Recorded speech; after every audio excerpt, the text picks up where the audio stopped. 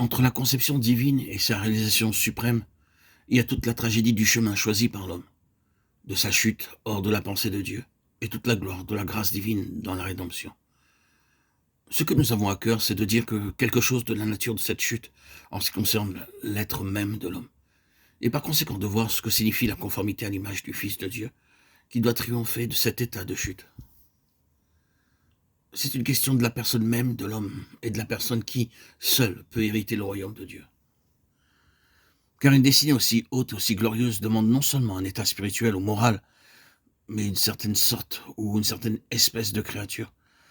Comme la chenille rampante ou le ver à soie doivent tisser eux-mêmes leur linceul et abandonner leur première forme de vie pour s'éveiller dans un ordre nouveau, pour entrer dans ce monde nouveau, sous la forme d'une belle phalène ou d'un splendide papillon. Ainsi l'homme doit sortir d'un ordre pour être constitué de facultés et de capacités qui répondent à un ordre plus élevé. L'homme, selon la pensée de Dieu et selon un sens obscur et intangible qu'il a en lui-même, a un caractère universel avec des intérêts universels. Mais il est arrivé quelque chose qui, d'une part, rend impossible la réalisation des intentions de Dieu dans l'homme tel qu'il est désormais, et la réalisation des intentions de Dieu dans l'homme tel qu'il est désormais.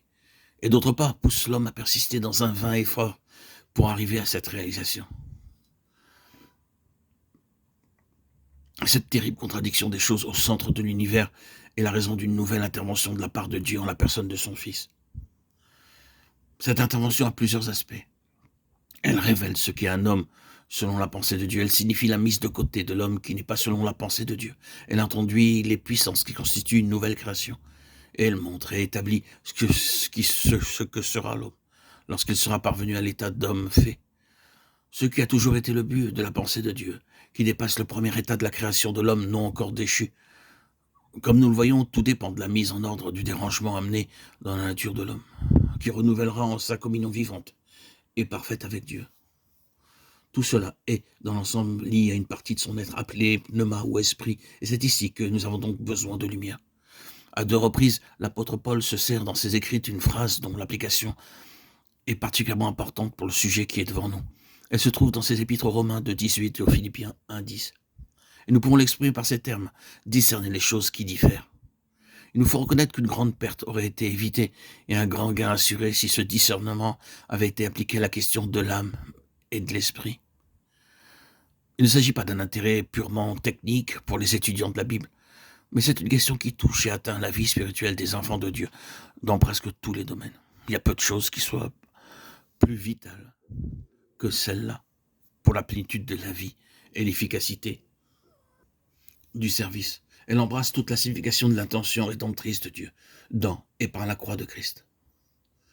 Un très grand nombre des problèmes les plus angoissants qui est pesé sur les enfants et les serviteurs de Dieu durant des années trouvent ici leur solution. Il y a premièrement la différence essentielle et fondamentale entre la nouvelle création et l'ancienne création, à laquelle est lié le problème angoissant des conversions totalement ou partiellement insuffisantes, des convertis qui semblaient avoir donné l'évidence d'un grand changement de vie, mais qui trop tôt présentent certains symptômes qui font douter d'une œuvre radicale et régénératrice. Nous pensons au grand nombre de personnes qui font profession de foi sous les conditions et dans les occasions particulièrement favorables. Des campagnes d'évangélisation bien organisées et largement annoncées qui disparaissent dès que la mission est terminée, qui demeurent introuvables ou ne sont maintenues dans une sorte de vie que par un renouvellement incessant d'atmosphère évangélique à haute tension.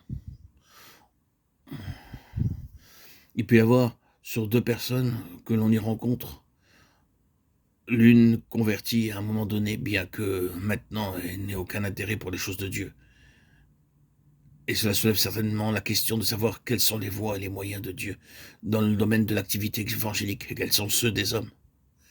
Puis il y a ensuite le problème difficile de la croissance spirituelle trop lente de ceux qui ont réellement accepté Christ.